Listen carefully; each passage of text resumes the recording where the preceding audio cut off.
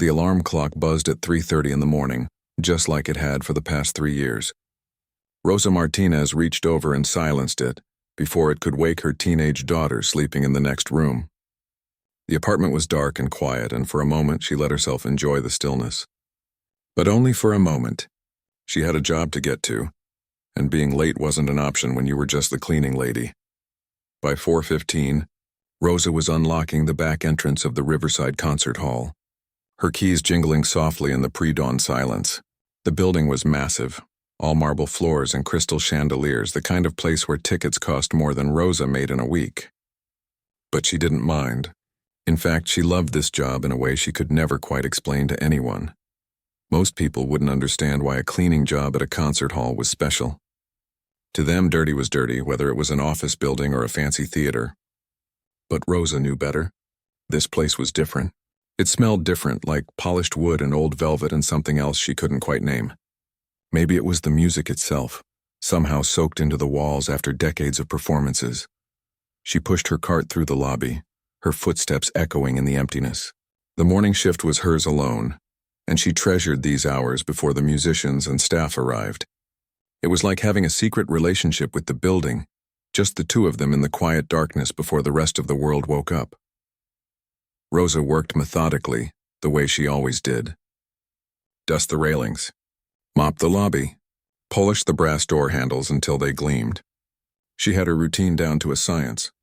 But the real reason she loved this job was waiting for her on the main stage, and she always saved it for last. The grand piano sat center stage like a sleeping giant. It was a Steinway, worth more money than Rosa would see in her lifetime. The first time she'd been assigned to clean it, her supervisor had given her about 20 warnings. Don't press the keys. Don't lean on it. Use only this specific cloth. Be gentle, be careful. This instrument is worth more than your house. Rosa had nodded seriously at all the warnings, but inside, her heart had been racing with excitement. A real concert piano, right there. And she got to touch it every single day. She approached it now with the same reverence she'd felt that first morning 3 years ago. Setting down her spray bottle and cloth, she began with the legs, carefully wiping away any dust. Then the body, following the curves of the wood with gentle strokes. And finally, the keys themselves, wiping each one individually. White then black, all 88 of them. Sometimes, when she was sure no one was around, Rosa would let her finger press down on a single key. Just one, just to hear the note ring out in the empty hall. Middle C was her favorite. It felt like the center of everything, balanced and pure. The sound would echo up to the high ceiling and fade slowly, and Rosa would close her eyes and remember. She remembered being 7 years old in her grandmother's tiny house back in Colombia. Her abuela had an old electronic keyboard, the kind with yellowed keys that stuck sometimes. It wasn't fancy. It wasn't a Steinway. But to little Rosa, it had been the most magical thing in the world. Every Sunday after church, her grandmother would sit her down at that keyboard and teach her songs.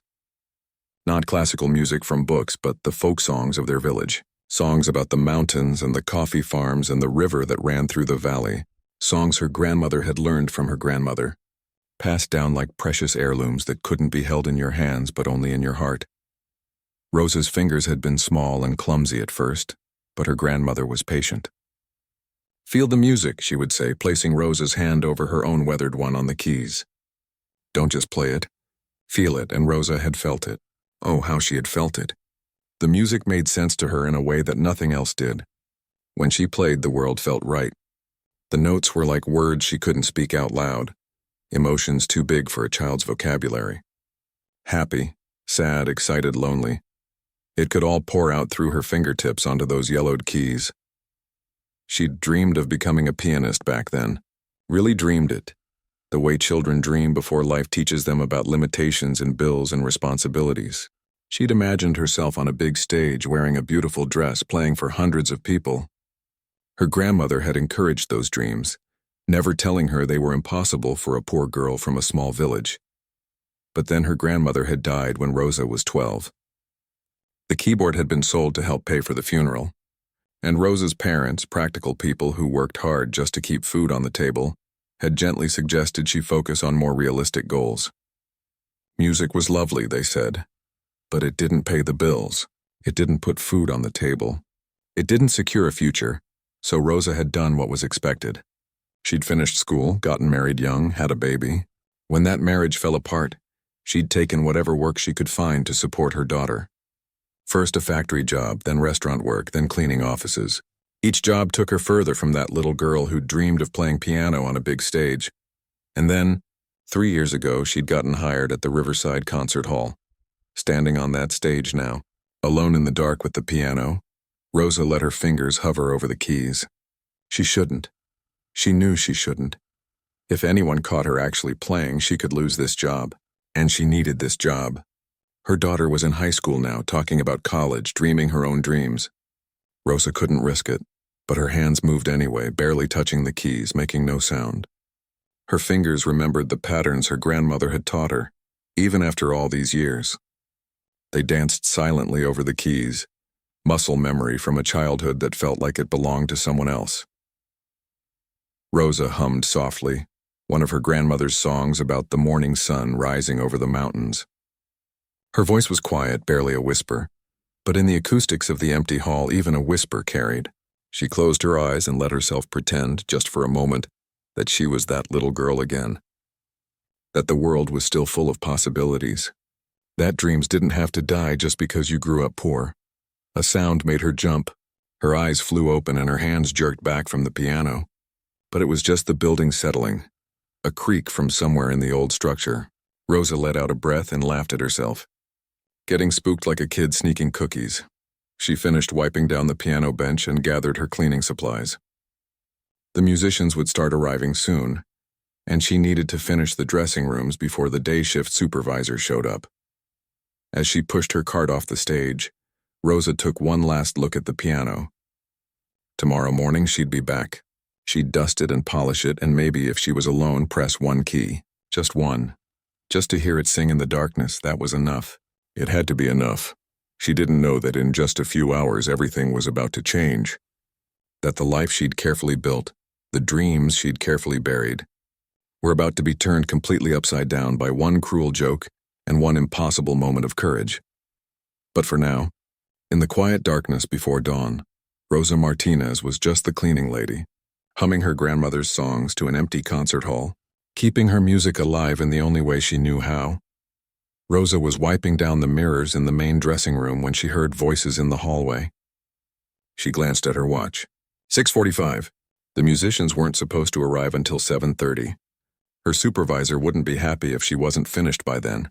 She worked faster, spraying and wiping, trying to ignore the growing noise from the corridor. More voices now. Laughter. The sound of expensive luggage wheels on marble floors. Someone important must have arrived early. Rosa gathered her supplies and stepped into the hallway, keeping her eyes down and her cart close to the wall. She'd learned long ago that being invisible was part of the job. Don't make eye contact. Don't get in the way.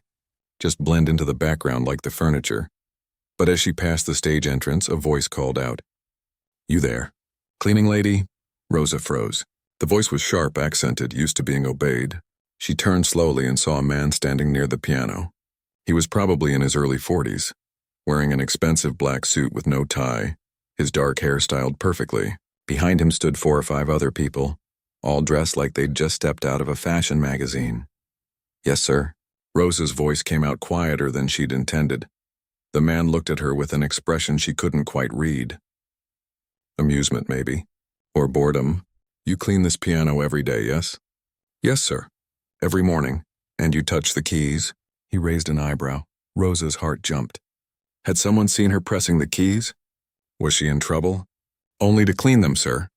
Very carefully. I use the special cloth just like I'm supposed to." The man walked closer, his shoes clicking on the stage floor. "I'm Victor Ashford. Perhaps you've heard of me." Rosa hadn't, but she nodded anyway. It seemed like the safer option. "I'm performing here tonight. A sold-out show, very prestigious. I've played for royalty, you know. In Vienna, in London, and Tokyo." He said this casually, like he was talking about going to the grocery store. "And every morning you clean my piano." "It's the hall's piano, sir," Rosa said quietly, immediately regretting it. Don't correct important people. That was another rule she'd learned. But Victor just laughed. The people behind him laughed too, like they'd all heard a great joke. Technically correct, he said, turning to his entourage. She's technically correct. But tonight it's my piano. Rosa nodded, wanting nothing more than to escape with her cart. I'll get out of your way, sir. I'm almost finished. Wait. Victor held up one hand. I'm curious about something. You spend so much time with this instrument. Do you appreciate it? Do you understand what a magnificent piece of machinery this is? It's very beautiful, Rosa said carefully. Beautiful, yes. But do you know what it sounds like? Have you ever heard it played properly? Victor was enjoying this now. Rosa could see it in his eyes.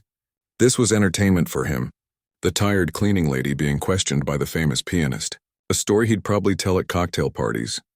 I've heard rehearsals sometimes, Rosa said, when I'm cleaning the bathrooms backstage. Ah, but that's different. That's just practice, not the real thing. Victor turned to his assistant, a thin woman with glasses who was holding a tablet. What time is the interview with that journalist? 8 o'clock. You have an hour. Perfect. More than enough time. Victor turned back to Rosa with a smile that didn't quite reach his eyes. I'm feeling generous this morning. Jet lag makes me philosophical. And I've been thinking about art, about music, about how it belongs to everyone, not just the elite. Wouldn't you agree? Rosa had no idea what he wanted her to say. Music is nice, sir. Nice, Victor repeated, laughing again. She says music is nice. How delightfully simple. He gestured toward the piano with a dramatic sweep of his arm. Come, I want to give you a gift. A memory to tell your grandchildren. Come play this magnificent instrument. The air seemed to leave Rosa's lungs. I can't, sir. I'm working. I need to finish before I'm giving you permission. Consider it a command performance. Victor's smile widened. Unless you don't know how. Can you even play? Rosa saw her supervisor appear at the side entrance to the stage. Mr. Chen's face was bright red, and she could read his expression clearly. Don't do anything stupid. Don't make trouble. We need this job. I don't really play, sir, Rosa said quietly. I wouldn't want to waste your time. Nonsense. You hum while you work. I heard you the other day when I was checking the acoustics. Those little tunes. Folk songs, I think. Victor was really enjoying himself now. His entourage had moved closer, phones appearing in hands. This was becoming a show. Come now. Just play something simple. Mary had a little lamb, perhaps? Surely everyone knows that? Rosa's face burned. She could hear the mockery in his voice, see the smirks on the faces behind him. This was a joke to them. She was a joke to them. The cleaning lady who hummed while she scrubbed toilets, being invited to play a piano worth more than her entire year's salary. I really should get back to work, she said, her voice barely above a whisper. I insist. Victor's tone changed slightly, still playful but with an edge now. The tone of someone who expected to be obeyed. It would be rude to refuse such a generous offer, don't you think? Mr. Chen was making frantic gestures from the side of the stage. Rosa couldn't tell if he was telling her to leave or to do what the famous pianist wanted. Either way, she was in trouble. One of the entourage, a young man with a camera, spoke up. This is going to be hilarious. I'm recording. Perfect, Victor said. We'll show the world that anyone can appreciate a fine instrument, even if they can't really play it. It's very democratic of me, don't you think? Rosa looked at the piano. Her piano, the one she cleaned every morning with such care, the one she whispered to in the darkness. And she looked at these people with their expensive clothes and their phones and their casual cruelty, disguised as generosity. Something shifted inside her chest. It felt like a door opening, or maybe a door that had been closed for 30 years finally breaking off its hinges. Okay, she heard herself say. I'll play something. Victor clapped his hands together. Wonderful. This will be delightful. Come, come. Don't be shy.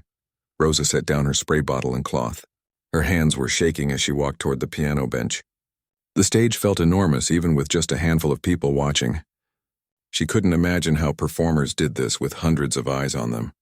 She sat down on the bench, the same bench she dusted every morning. But sitting on it felt completely different from cleaning it. The piano loomed in front of her, suddenly intimidating in a way it never had been before. Whenever you're ready, Victor said, stepping back with his arms crossed. Take your time. We're all very interested to hear what the cleaning lady can do. Rosa placed her hands on the keys. They were cool and smooth under her fingers, exactly as she'd always imagined they would be. For a moment, she couldn't move. Couldn't breathe. Couldn't think. And then she heard her grandmother's voice in her memory as clear as if the old woman was standing right beside her. Feel the music. Don't just play it. Feel it. Rosa closed her eyes. She thought about every morning she'd spend in this hall alone in the darkness, humming her grandmother's songs to keep them alive. She thought about the dreams she'd buried because the world told her they were foolish. She thought about her daughter, working so hard in school, believing her mother when Rosa told her that anything was possible if you worked hard enough. And she thought about these people behind her, with their phones and their laughter, thinking she was nothing more than entertainment, a joke to brighten their boring morning. Rosa's fingers found the first chord. What came out of that piano wasn't Mary Had a Little Lamb. It wasn't simple or childish or anything these people expected.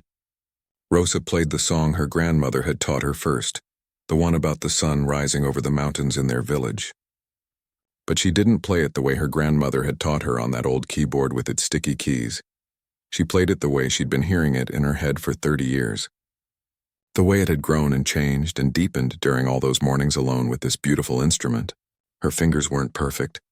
Her technique wasn't classical, but her hands knew where to go, guided by 3 decades of suppressed longing and love for music that had never died, just gone underground. The melody was haunting and beautiful. Folk music transformed into something else entirely, something that made the expensive crystal chandeliers seem to hum in sympathy, something that filled the enormous hall with a sound that was both ancient and completely new. Behind her, the laughter had stopped. Rosa didn't hear the silence behind her. She was somewhere else entirely, somewhere she hadn't been in 3 decades. Her fingers moved across the keys like they'd been doing this every day instead of just dreaming about it. The song her grandmother taught her flowed out of the piano, but it was different now. Richer, fuller. All those years of listening to rehearsals, of hearing classical pieces drift through the walls while she scrubbed floors, had somehow seeped into her understanding of music. She transitioned into the second verse, her left hand finding a harmony she'd never played before, but had heard in her head 1,000 times. The melody climbed higher and she followed it without thinking, without doubt. This was the conversation she'd been having with herself for 30 years, finally spoken out loud. Behind her, Victor Ashford stood completely still. The smirk had vanished from his face. His assistant's tablet hung forgotten in her hands. The young man with the camera kept recording, but his expression had changed from amused anticipation to something like shock. Rosa played on, unaware. She moved into a different song now, one her grandmother used to play during the rainy season when the coffee crops would bloom. The music was gentle but not simple. Her right hand danced across the higher notes while her left maintained a steady, almost hypnotic rhythm. She made mistakes here and there, her fingers occasionally finding the wrong key. But she corrected without stopping, flowing past the errors like water around stones. And then, without planning it, Rosa found herself playing something she'd heard during a rehearsal 6 months ago. A piece by Chopin, one of the nocturnes. She didn't know its name or number. She only knew how it had made her feel when she'd heard it drifting from the stage while she cleaned the bathroom sinks. She'd gone home that night and hummed it to herself, working out the melody in her mind. Now her fingers reconstructed it from memory. Not perfectly, not the way it was written, but she played it with something that technical perfection couldn't create. She played it like someone who had spent years longing to touch these keys, who had absorbed music through her pores while everyone around her pretended she didn't exist. The final notes faded into the enormous space of the concert hall. Rosa sat still for a moment, her hands resting on the keys, her eyes still closed. She was breathing hard like she'd run a race. Her heart was pounding so loudly she was sure everyone could hear it. Slowly, reality crept back in. She remembered where she was, who was watching, what she'd just done. Oh no.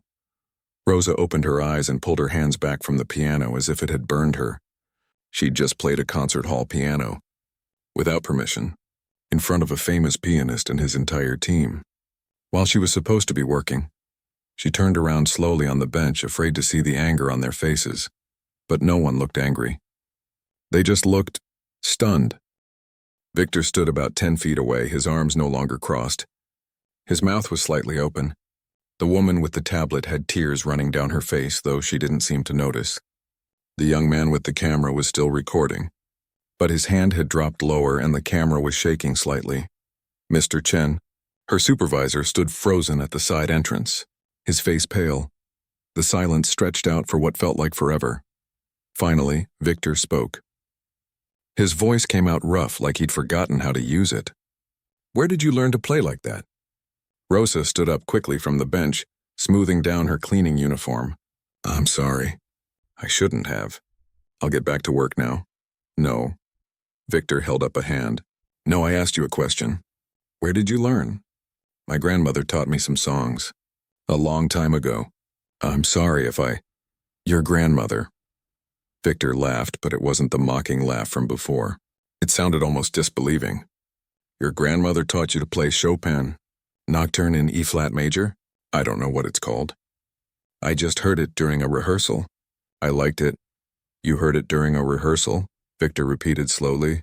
You heard it once and you just played it from memory? Rosa didn't know how to answer that. It sounded impossible when he said it like that. But it hadn't felt impossible. It had felt as natural as breathing. The assistant with the tablet found her voice. That was beautiful. That was genuinely beautiful. How long have you been playing? Victor moved closer, and Rosa noticed his hands were shaking slightly. How many years of training? I haven't. When I was a child, my grandmother taught me on an old keyboard. But that was 40 years ago. I haven't really played since then. That's not possible. Victor shook his head. What you just did requires years of practice. Daily practice. You can't just... He stopped, running his hand through his perfectly styled hair and messing it up. You clean this building? Every day? Yes, sir. And you've never played this piano before? Not once? Rosa hesitated. She could lie. But what was the point now? I press one key sometimes. Just one when I'm alone. Just to hear it. One key. Victor laughed again, that same disbelieving sound. He turned to his entourage. Do you understand what we just witnessed? Do you understand how rare this is? The young man with the camera spoke up. I got it all. Every second. Good. Victor turned back to Rosa. What's your name? Rosa Martinez. Rosa Martinez. He said it carefully like he was memorizing it. I owe you an apology. I was cruel to you. I was showing off for my friends, being arrogant and stupid. I wanted to embarrass you, and instead you've... He trailed off, shaking his head. I've been playing piano since I was 4 years old. 36 years of daily practice. The best teacher's money could buy. Performances in every major concert hall in the world. And what you just played had something my performance tonight won't have. I'm sure that's not true, sir. Don't argue with me. But he said it gently. You played with soul. With real feeling. I play with technique. There's a difference. He looked at the piano, then back at Rosa. That gift you have, that natural musicality. Most people spend their whole lives trying to develop it. You were just born with it. Rosa didn't know what to say. This famous pianist who'd been mocking her 10 minutes ago was complimenting her. It didn't make sense. Mr. Chen finally unfroze and rushed onto the stage. Mr. Ashford, I'm so sorry. Rosa, you need to get back to work immediately. This is completely inappropriate. No. Victor's voice was sharp. She's not in trouble. If anything, I'm in trouble. I'm the one who should apologize. He looked at Mr. Chen. How much do you pay her? Mr. Chen blinked. I don't think that's... How much? Minimum wage. It's a standard cleaning position. Victor pulled out his phone. Give me your number, Rosa. Sir, I really need to finish my work. Your number, please. Rosa recited it slowly, watching as he typed it into his phone. This whole morning had become completely surreal. She kept expecting to wake up, to find herself still dusting the piano, the whole thing just a strange dream. I'm going to call you later today, Victor said. I want to talk to you about this. About your playing. Is that okay? I suppose so. Good. He turned to the young man with the camera. Send me that video immediately. Already done. I sent it to your email. Victor nodded, then looked at Rosa one more time. There was something in his expression she couldn't quite read. Respect maybe, or wonder. Thank you, he said quietly, for showing me something I'd forgotten. Music isn't about perfection. It's about truth. Rosa nodded, not trusting herself to speak. She gathered her cleaning supplies with shaking hands and pushed her cart off the stage. Mr. Chen followed her, his face a mixture of confusion and worry. What just happened? He whispered once they were in the hallway. I don't know, Rosa said honestly. I really don't know. But as she went back to cleaning the dressing rooms, her hands still trembling from playing, she couldn't help feeling that something had shifted. Some door that had been locked tight for 30 years had just been thrown wide open, and she had no idea what was going to come through it. Rosa's phone rang while she was making dinner that evening. Her daughter Elena was doing homework at the kitchen table, textbooks spread everywhere. Rosa wiped her hands on a dish towel and checked the screen. Unknown number, hello? Rosa Martinez? This is Victor Ashford. We met this morning. Rosa's heart jumped. She'd half convinced herself that the whole thing had been some weird dream, that she'd imagined the famous pianist asking for her number. Yes, I remember. I need to show you something. Are you near a computer? I have my phone. That'll work. Check your email. I'm sending you a link right now. Rosa pulled the phone away from her ear and opened her email app. Sure enough, a new message from Victor Ashford. She clicked the link and a video started playing. It was her, sitting at the piano that morning, her cleaning uniform visible, her hair still in the practical bun she wore for work. The video started with Victor's voice saying, "Come now, just play something simple. Mary had a little lamb, perhaps?" You could hear the mockery in his tone, the laughter of the people around him, and then the music started. Rosa had never heard herself play before. She watched, mesmerized, as her hands moved across the keys. The camera shook slightly, but the audio was crystal clear. The music filled her tiny kitchen, and Elena looked up from her homework. "Mom, is that you playing?" Rosa couldn't answer. She watched herself on the screen, playing with her eyes closed, completely lost in the music. She looked different somehow. Not like a tired cleaning lady approaching 55. She looked alive in a way she hadn't seen herself look in years. The video ended. Rosa put the phone back to her ear. "You recorded me." "My assistant did, yes." "Rosa, that video has been viewed 8 million times in the last 12 hours. "What?" "I posted it on my social media accounts this afternoon. With your permission, I'd like to keep it up. But if you want me to take it down, I will. Immediately." Rosa sat down heavily in one of the kitchen chairs. 8 million people? And climbing. Every few seconds, more people are watching it. The comments are incredible. Here, let me read you some. She heard him tapping on his phone. This one says, "I've been playing piano for 20 years and have never made anyone feel what she just made me feel." Another one, "Who is this woman and why isn't she famous?" And this one, "I'm crying in my office and I don't even know why." Elena had gotten up from the table and was looking at her mother with wide eyes. "Mom, what's going on?" Rosa covered the phone. "I'll explain in a minute, Mija." Back to Victor. "Why are so many people watching?" "Because what you did this morning was extraordinary. And also because," he paused, "because I was cruel to you. The video makes that clear. People are angry at me, and they should be. But mostly they're moved by your playing. By your story. My story? The cleaning lady who never stopped loving music. Who taught herself by listening through walls. It's powerful, Rosa. And it's real." Rosa felt dizzy. "I don't understand what this means." "It means your life is about to change. It's already changing. I've gotten calls from 3 music labels today asking about you. A morning talk show wants to interview you. And I had a long conversation with someone from the Lincoln Center." "The Lincoln Center in New York?" "Yes, but we're getting ahead of ourselves. First, I need to ask you something important. Do you want this? The attention? The opportunities? 'Cause I can make it all go away if you want. I can delete the video, refuse all the requests, and you can go back to your normal life. No judgment either way." Rosa looked around her small kitchen. At the calendar on the fridge with Elena's school events marked in red. At the stack of bills on the counter that she'd been trying to figure out how to pay. At her daughter, 17 years old and brilliant, who wanted to go to college but was already talking about getting a job instead because she knew money was tight. "What kind of opportunities?"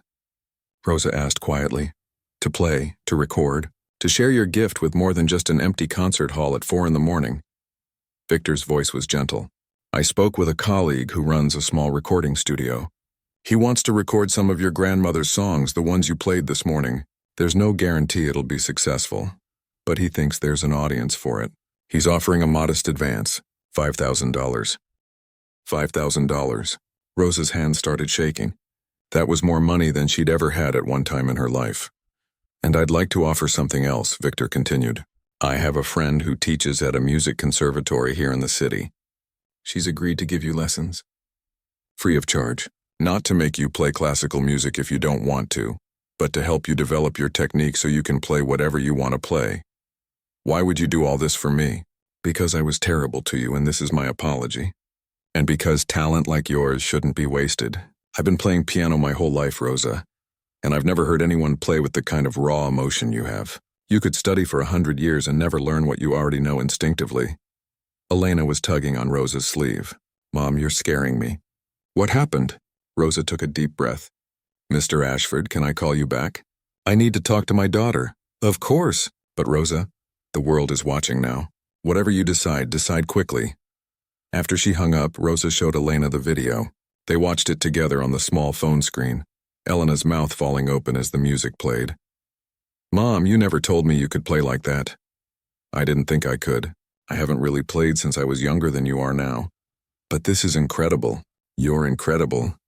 Elena replayed the video, turning up the volume. Everyone at school is going to freak out when they see this. Baby, I need to ask you something.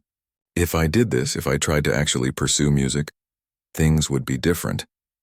I might have to change jobs or travel for performances. Our routine would change. Elena looked at her mother like she was crazy. Are you seriously asking my permission to follow your dream? Mom, I've watched you come home exhausted every day for my entire life. You work so hard and you never complain and you never do anything for yourself. And now you're asking if you should do something that makes you happy. It's not that simple. It kind of is, though. Elena grabbed her mother's hand. You always tell me I can be anything I want if I work hard enough. But I never believed it because I never saw you get to be anything you wanted. You sacrificed everything for me. Maybe it's time to do something for you. Rosa felt tears stinging her eyes. When did you get so wise? I learned from the best. Elena grinned. So are you going to call him back and say yes? That night, Rosa lay in bed staring at the ceiling, unable to sleep. Her phone kept buzzing with notifications. People were finding her on social media somehow, sending messages of support and encouragement.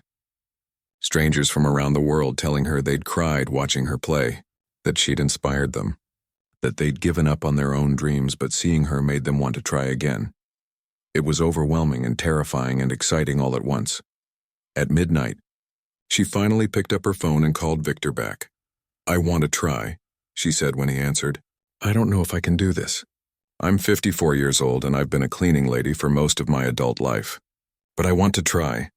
Good, Victor said, and she could hear the smile in his voice.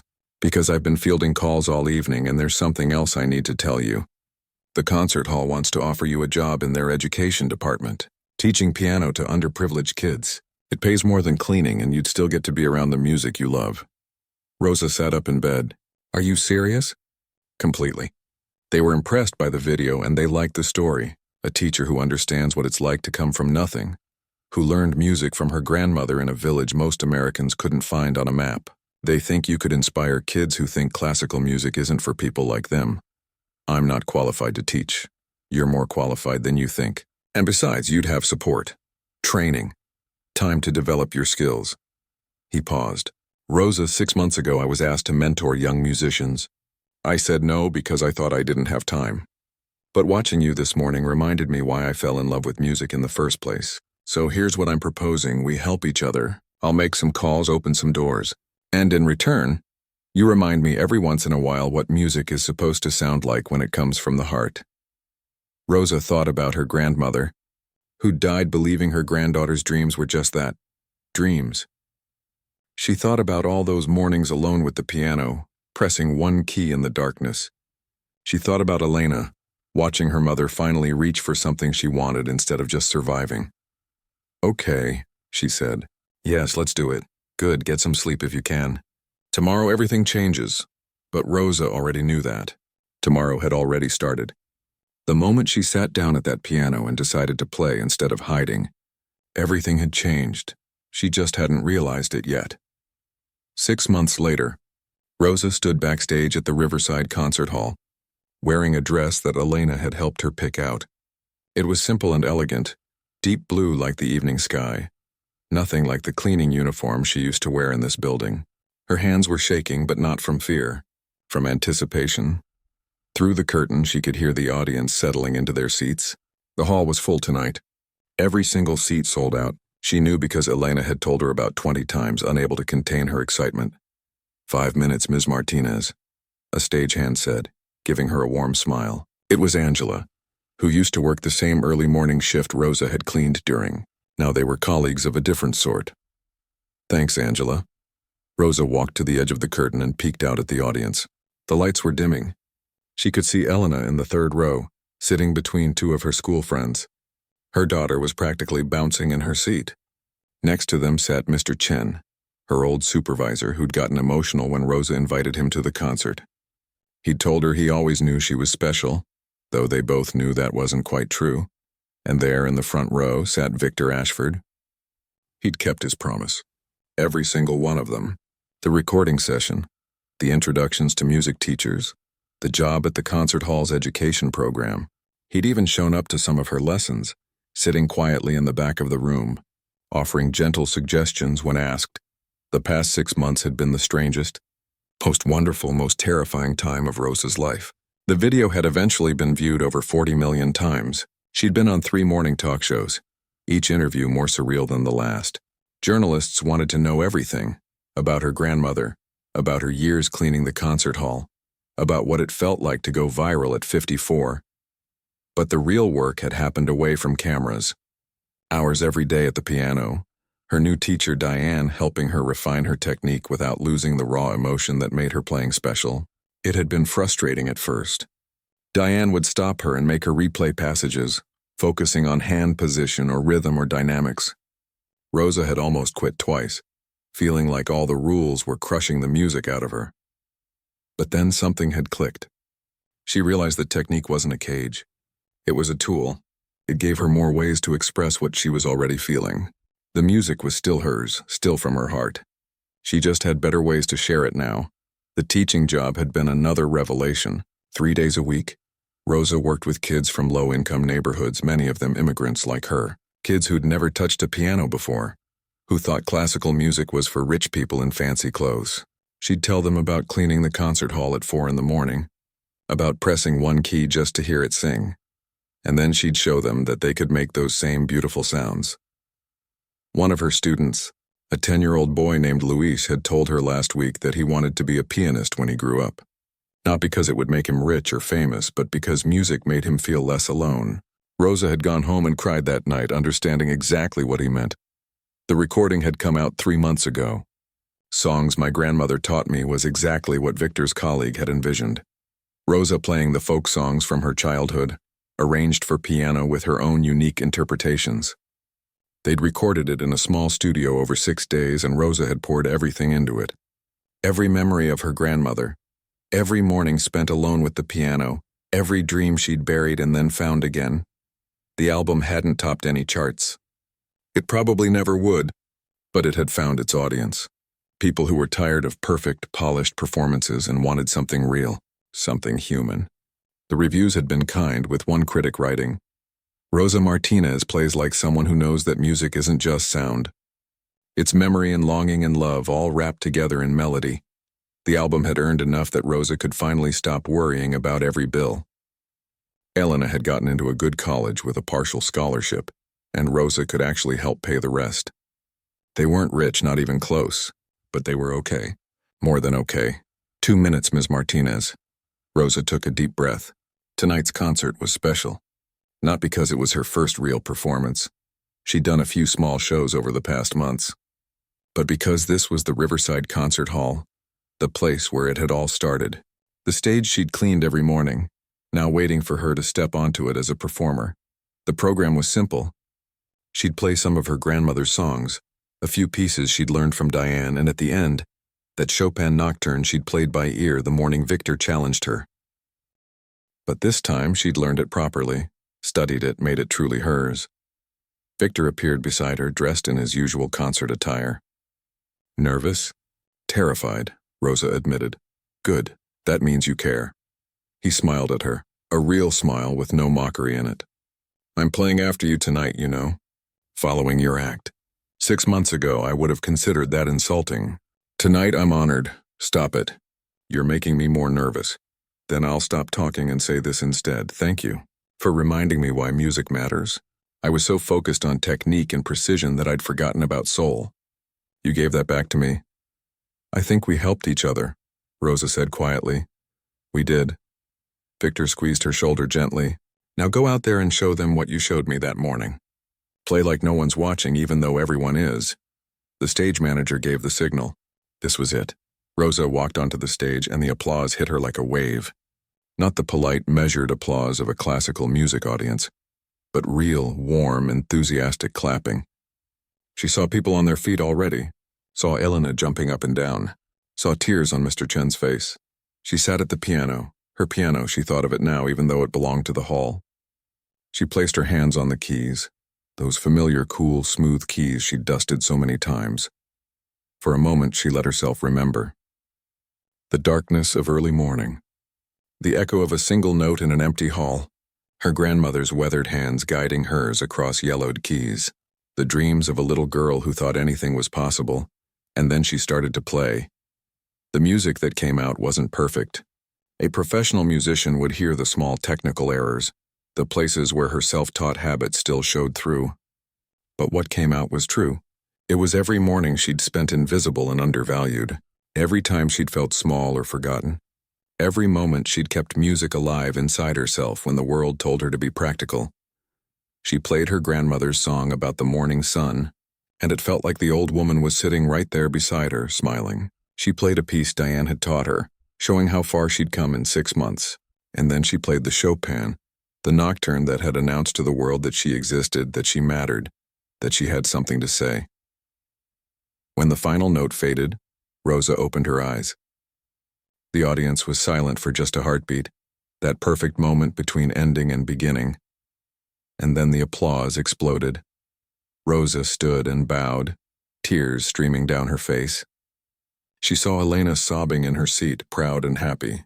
She saw Victor on his feet, clapping hard, his expression saying everything words couldn't.